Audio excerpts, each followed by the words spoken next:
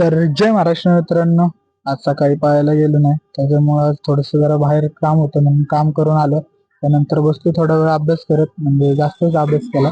अभ्यास केल्याच्या नंतर मग गेलो मग क्लासला, कारण माझ्या सरांचा बर्थडे आज.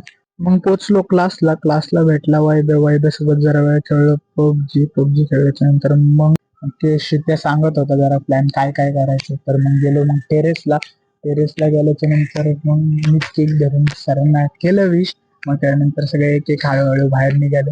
त्यानंतर हा बघा असा बर्थडे झाला, कसं वाटतंय नक्की सांगा हा बर्थडे.